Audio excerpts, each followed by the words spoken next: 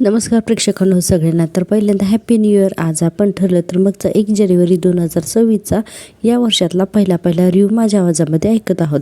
तर सुरुवातीला आपण पाहतोय की सचिनला काही प्रश्न पडलेले असतात की ही साक्षीबद्दल.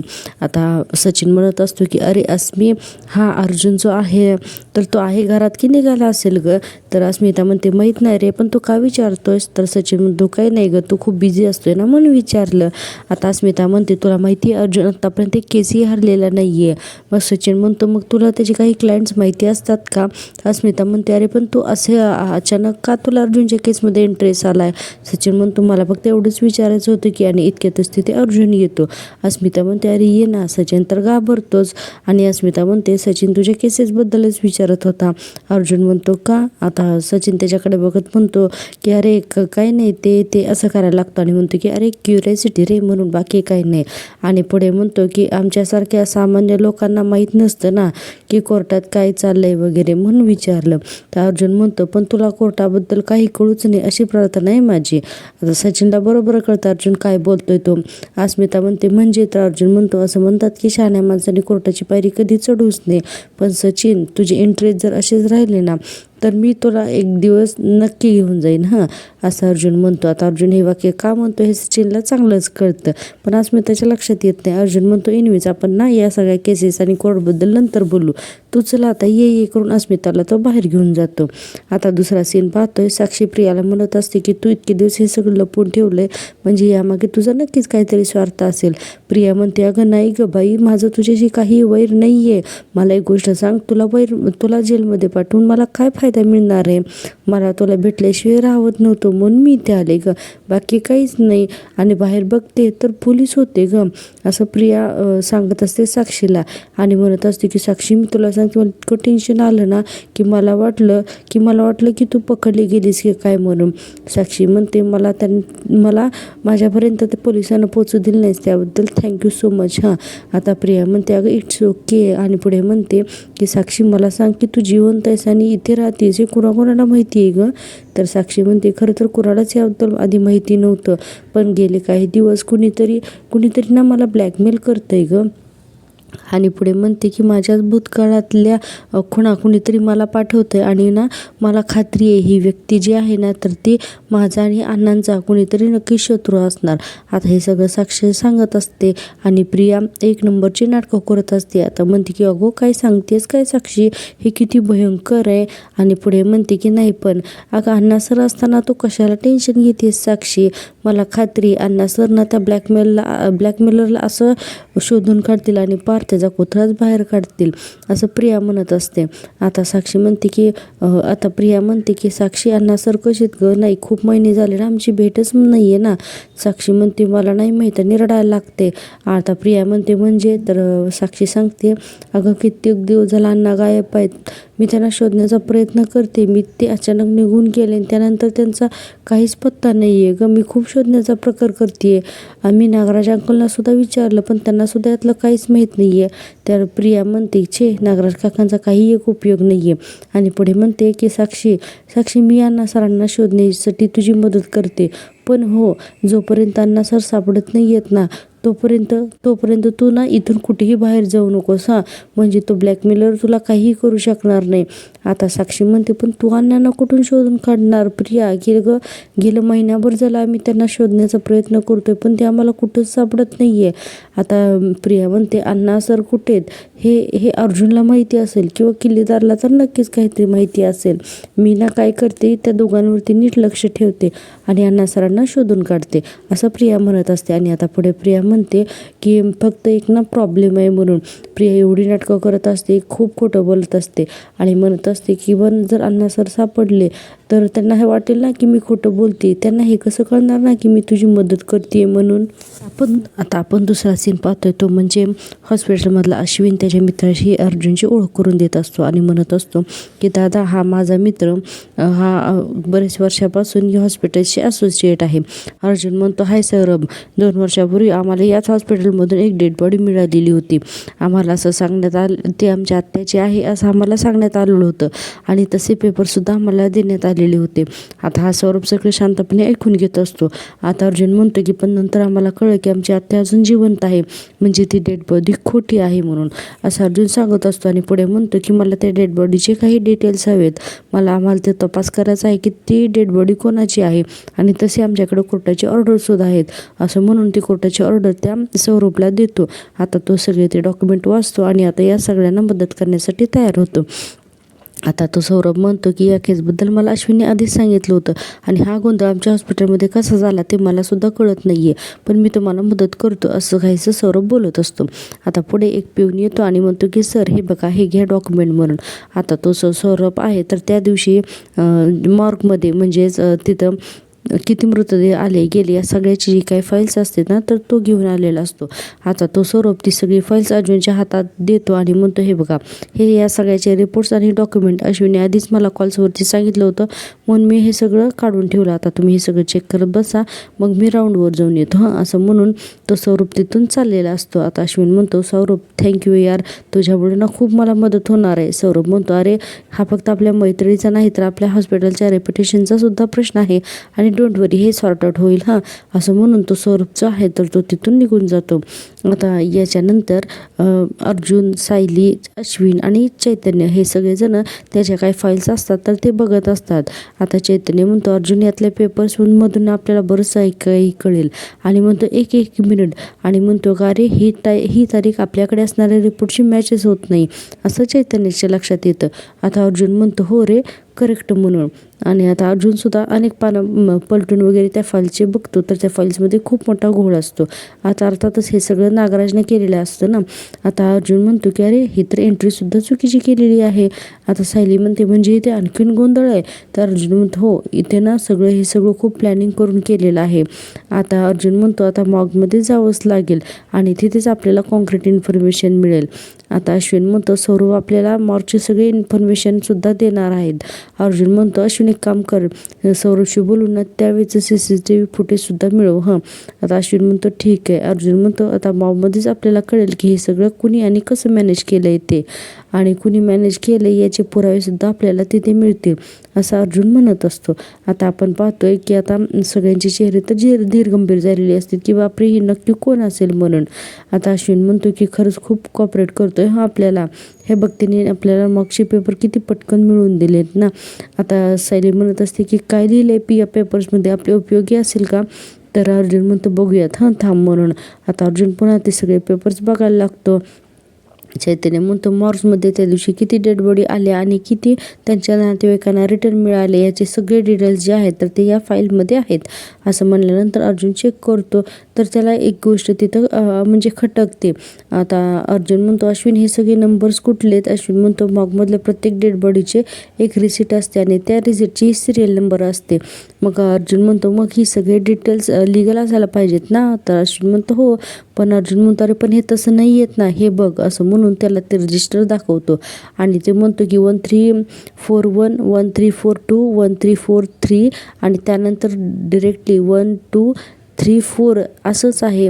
मग म्हणजे 12344 या डेड बॉडीचं काय झालं, इथं त्याचा उल्लेखच नाही. अश्विन म्हणतो असं कसं होईल, तर बघ ना इथे उल्लेखच नाही आहे. आता चैतन्य म्हणतो अरे एका मृतदेहाची नोंदच केली गेली नाही आहे किंवा ती घाळ केली गेली आहे, असं कसं काय होऊ शकतं ना. आता अर्जुन म्हणतो 1344 नंबरच्या डेड बॉडीचं काय झालं, कारण हे सगळं रिपोर्ट तर मॉर्गमधलं आहे ना, ती नातेवाईकांना दिली ना काहीच नाही. असं वाटतं की ती डेड बॉडी कधी मॉर्गमध्ये आलीच नाही असं अर्जुन म्हणत असतो. आता सायली म्हणते म्हणजे आपला संशय खरा आहे, हे सिद्ध होतंय, हाच आपल्याला दिलेला मृतदेह असणार, नोंदी कुणीतरी नंतर बदललेल्या दिसत आहेत. अर्जुन म्हणतो की राईट, हे असंच काहीतरी झालेलं असेल. आणि पुढे म्हणतो की बरं अश्विन, सौरभ आपल्याला CCTV फुटेज देणार होता ना, तर त्याचं काय झालं. तर अश्विन म्हणतो थांब मी त्याला कॉल करतो. आता इतकेच एक माणूस येतो आणि म्हणतो की सर, आणि म्हणतो की हे डॉक्टर सौरभ यांनी दिलेलं आहे. आता सौरभने तो पेन ड्राईव्ह दिलेला असतो की त्या दिवशी मॉबमध्ये काय काय झालं याचं सगळं CCTV फुटेज असतं. आता अश्विन म्हणतो प्रतिमा त्याची खोटी डेड बॉडी मिळाली ना त्या दिवशीचं हे सगळं CCTV फुटेज आहे. तर अर्जुन म्हणतो की ग्रेट म्हणून. आता अर्जुन त्याचा लॅपटॉप काढतो आणि तो जो पेन ड्राईव्ह दिलेला असतो सौरभने तो त्याच्या लॅपटॉपला लावतो आणि आता ते सगळेजण CCTV फुटेज बघत असतात. आता आपण पाहतो तो पेन ड्राईव्ह जो आहे तो लॅपटॉपला कनेक्ट केल्यानंतर ते CCTV फुटेज बघितलं जातं. आता चैतन्य लगेच ओरडतो आणि म्हणतो की अरे हा कोण आहे. अश्विन म्हणतो अरे हे तर काहीच क्लिअर दिसत नाहीये ना. आता असं म्हणल्यानंतर सगळेजण ते CCTV फुटेज पाहत असतात. आता अर्जुन म्हणतो म्हणजे खोटी डेड बॉडी अरेंज करणारा हाच माणूस आहे तो. 22 वर्षापूर्वी प्रतिमात्यांच्या ॲक्सिडेंटशी याच माणसाचा संबंध असेल. आणि आता सायली म्हणते आणि हा माणूस आपल्या सगळ्या प्रश्नांची उत्तरं देऊ शकतो. आता आपल्याला तर स्पष्ट दिसते की तो नागराजच आहे म्हणून, पण या लोकांना ते स्पष्ट दिसत नसतं. आता आपण पुन्हा पुढचा सीन पाहतोय तो म्हणजे प्रियाचा. प्रिया म्हणत असते साक्षीला की जेव्हा अण्णा भेटतील तेव्हा त्यांचा विश्वास बसायला ना माझ्यावरती. आणि पुढे म्हणते की तुला आठवतं ना की आपण दोघी जेव्हा जेलमध्ये होतो त्यावेळेसच अण्णा सर माझ्यावरती कशी चिडले होते ते. आता साक्षी म्हणते हो मला आठवतंय आणि आता त्या जेलमधल्या सगळ्या गोष्टी आठवायला लागते की महिपत मारायला असतो की तुझ्यामुळे माझ्या लेकीच्या आयुष्याचा जोग झाला आणि तू दाती चुकते असं म्हणून प्रियाने अक्षरशः प्रियाचं नरड दाबलेलं असतं महिपतने. आता हे सगळं आठवून प्रिया म्हणते की साक्षी माझ्याकडनं एक आयडिया आहे. तू ना एक व्हिडिओ तयार कर आणि त्यामध्ये आता तुझ्याबरोबर जे काही घडतंय ना तर ते सगळं सांग आणि हेही सांग की मी तुझी मदत करते म्हणून. आणि प्रिया म्हणते की आणि जर मला अण्णा सर सापडले तर मी तो व्हिडिओ त्यांना दाखवेन म्हणून. आणि पुढे म्हणते की म्हणजे त्यांचा माझ्यावर विश्वास बसेल की मी तुझी मदत करते म्हणून. साक्षी म्हणते प्रिया तुला खरंच असं वाटतंय की अर्जुनच्या थ्रू तू अण्णांना शोधू शकशील, माझी मदत करू शकशील. तर प्रिया म्हणते साक्षी त्या किल्लेदार आणि सुभेदारांच्या घरात जर का कानाने डोळे उघडे ठेवले ना तर खूप काही गोष्टी कळतात. साक्षी म्हणते ठीक आहे तू सांगतेस ना तसा व्हिडिओ मी करते, पण प्लीज प्रिया अण्णांना शोधून काढ ग, मी आता थकले ग, मला ना खरंच कळत नाहीये. प्रिया म्हणते साक्षी रिलॅक्स हो, मी तुला म्हटलं ना मी मदत करते म्हणून. तू ना एक काम कर आपण व्हिडिओ करूयात ना आता पटकन. असं म्हणल्यानंतर लगेचच प्रिया काय करते पर्समधून स्वतःचा मोबाईल बाहेर काढते आणि साक्षीला पण तिथं उभी करते आणि म्हणते हां आता तो बोल. आता लगेच स्वतःचा मोबाईल धरते आणि व्हिडिओ काढायला सुरुवात करते. आता साक्षी सांगायला लागते त्या व्हिडिओमध्ये कुणीतरी मला जीवे मारण्याची धमकी देत आहे, कोणाला तर माहिती की साक्षी शिकली जिवंत आहे. आता हे सगळं प्रिया त्या व्हिडिओमध्ये बोलत असते. आता साक्षी म्हणते की ती व्यक्ती एकतर माझा जीव तरी घेईल किंवा एकतर मला पोलिसांच्या ताब्यात तर देईल. आज प्रियामुळे मी पोलिसांच्या तावडीतून वाचले, पण यापुढे माझं काय होईल मला खरंच माहीत नाही. आता हे सगळं साक्षी बोलत असते आणि प्रिया हे सगळं शूट करून घेत असते. आणि आता आपण पाहतोय की एवढाच तिने छोटासा व्हिडिओ बनवून दिलेला असतो आणि प्रिया त्याला डोळ्याने सांगत असते की सगळं काही ठीक होईल म्हणून. आता आपण दुसरा सीन पाहतोय. नागराज महिपतच्या एका माणसाला म्हणत असतो हे बघ रघु तू महिपतचा विश्वासू माणूस आहे म्हणून मी तुझ्याशी बोलतोय. तो माणूस म्हणतो अहो पण महिपत साहेब आहेत कुठे, आम्ही किती दिवस झाले त्यांची वाट बघतोय. नागराज म्हणतो येईल तो. अरे तो सुखरूप आहे, त्याचा मेसेज आला होता ना मला. आता तो रघु म्हणतो मेसेज आला होता, काय लिहिले त्या मेसेजमध्ये, कधी येत आहेत साहेब. आता नागराज म्हणतो नाही लगेच नाही ते येऊ शकणार ते साहेब तुझे, त्यांना जरा पोलिसांपासून लपून राहावं लागतंय ना तर त्यामुळे. आपण महिपतने तुझ्यावरती एक महत्त्वाची जबाबदारी सोपवायला सांगितली मला. तर रघु म्हणतो जबाबदारी कुठली जबाबदारी, अहो महिपत साहेबांसाठी ना मी काय पण करायला तयार आहे.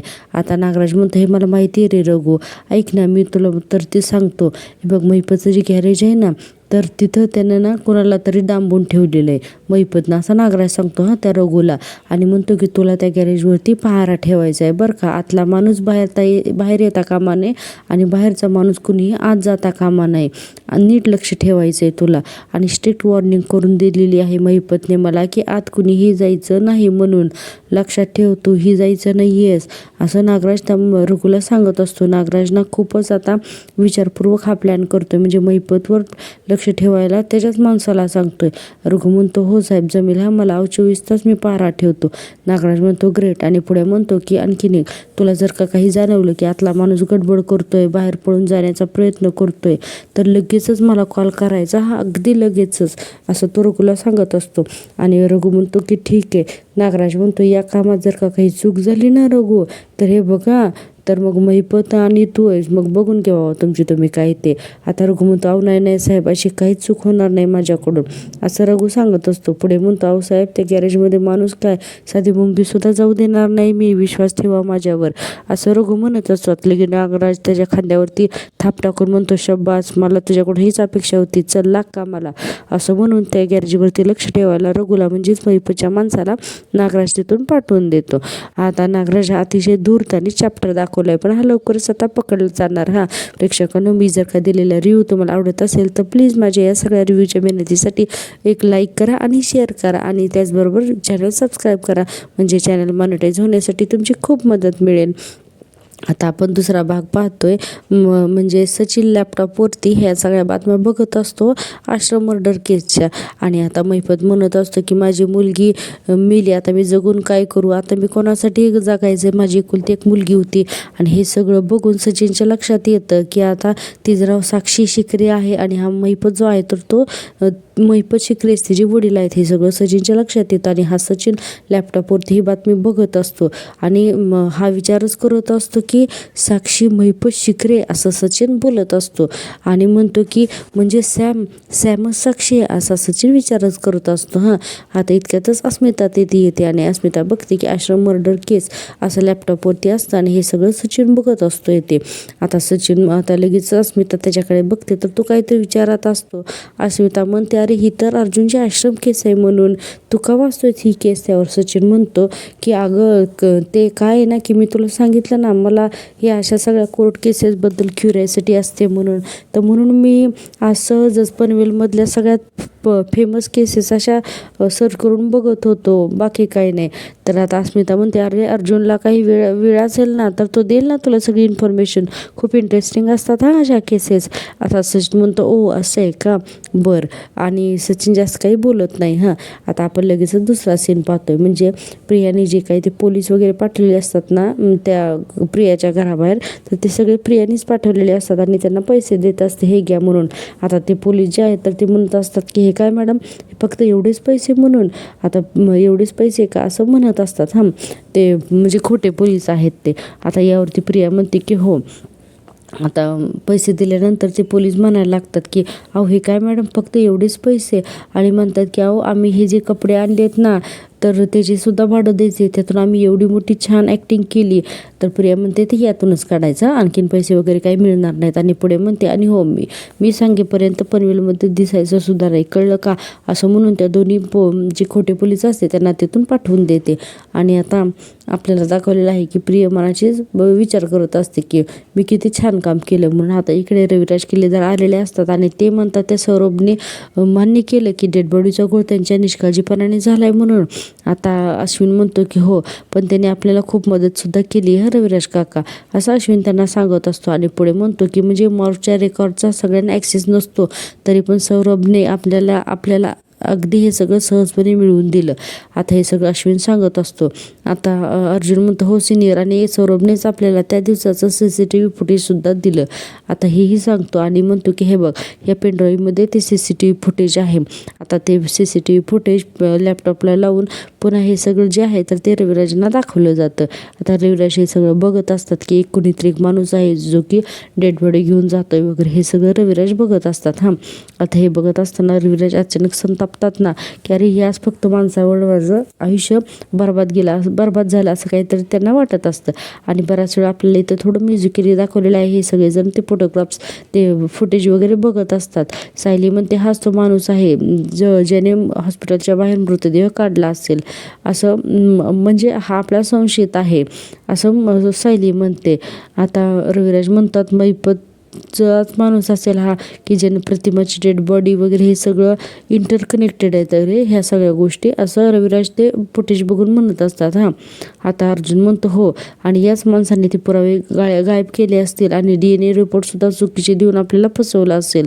आता सायली म्हणते, म्हणजे हा महिपतचाच माणूस असणार आहे. आता अर्जुन म्हणतो किंवा मास्टर माइंड म्हणजे आपला मिस्ट्री मॅन. आता रविराज म्हणतात अरे हे पेपर्स मी तेव्हाच का नाही चेक केले, तेव्हा चेक केलं असतं तर सगळ्या गोष्टी माझ्या लक्षात आल्या असतात, एवढी मोठी चूक मी केलीच कशी काय. आता प्रतिमा आत्या म्हणतात अहो तुम्ही स्वतःला का दोष देऊन घेताय. अर्जुन म्हणतो हो सिनियर, अरे तेव्हा तू जरी रिपोर्ट चेक केले असते ना तरी पण महिपत किंवा त्या मास्टर माइंडने काहीतरी मॅनेज केलंच असतं रे, आता तू पश्चाताप करू नकोस, असं काहीच अर्जुन म्हणत असतो. आता अश्विन म्हणतो जी माणसं रेकॉर्ड बदलून मॉर्गमधून डेड बॉडी गायब करू शकतात तर ती माणसं काहीही करू शकतात. अर्जुन म्हणतो करेक्टच आहे. सायली म्हणते पण आपलं पारड आता जड आहे अश्विन भाऊजी, कारण महिपत आता गायब झालाय आणि पोलिसांच्या भीतीमुळे एवढ्यात तर तो काही बाहेर येईल असं वाटत नाही. म्हणजे सुपारी देणाऱ्या माणसाचा अगदी उजवा हातने खड्यासारखं झालेलं असणार ना. आता हा पॉईंट पण सायली बरोबर बोललेली असते. आता आपण बघतो की इतक्यातच अश्विनला कोणाचा तरी फोन येतो. अश्विन म्हणतो की हां ठीक आहे हां मी येतो म्हणून, कारण अश्विनला हॉस्पिटलमध्ये एक इमर्जन्सी आलेली असते. अश्विन म्हणतो की मग मी पोचतोच बरं का म्हणून, आणि फोन ठेवतो आणि म्हणतो की मला एक इमर्जन्सी आलेली आहे त्यामुळे आत्ता काका मी निघतो, मला जावंच लागेल. अर्जुन म्हणतो ठीक आहे जा हं तो म्हणून. आता अश्विन तिथून निघून जातो. आता अश्विन गेल्यानंतर रविराज जे आहे तर पुन्हा ते लॅपटॉपमध्ये तो सीन बघतात आणि म्हणतात की हा माणूस माझ्यासमोर यायला हवा, म्हणजे इतक्या वर्षाचं दुःख, इतक्या वर्षाचा मनस्ताप फक्त आणि फक्त या माणसामुळे माझं झालं आहे असं रविराज त्या लॅपटॉपकडे बघून बोट करून वगैरे असं बोलत असतात. आणि पुढे म्हणतात की हा जेव्हा जेलमध्ये जाईल ना तेव्हाच माझं मन शांत होईल असं आता रविराज रागाने संतापून म्हणत असतात. आता आपण पाहतोय की आणि हा भाग इथे संपलेला आहे. उद्याचा भाग खूप इंटरेस्टिंग होणार आहे. तर आपण पाहतोय की उद्याच्या भागामध्ये सचिन अक्षरशः साक्षीला किस करतो ही गोष्ट कल्पनाताई आणि अस्मिता दोघेही पाहतात आणि अचानक तिचं पोट दुखायला लागतं. आणि आपण पाहतोय की सचिन जो आहे तर तो घरी येतो आणि अस्मिता म्हणत असते की मला विष आणून दे, म्हणजे सचिन त्याच्या गर्लफ्रेंडकडे जायला मोकळा. आणि सचिन म्हणत असतो की तसं काही नव्हतं, तो फक्त एक माझा कलिगाय होती. आता असं म्हणल्यानंतर अर्जुन ते इतक्या जोरात थोबाडीत देतो की बापरे, अर्जुन खूपच संतापलेला दाखवला. आणि हा सीन आता आपण उद्याच्या भागात पाहणार आहोत. प्रेक्षकांनो उद्याचा भाग खूप इंटरेस्टिंग होणार आहे, त्यासाठी प्लीज चॅनल एकदा सबस्क्राईब करा आणि या व्हिडिओला लाईक करा, म्हणजे यूट्यूब हा व्हिडिओ जास्तीत जास्त लोकांपर्यंत लवकरच पोहोचवतो.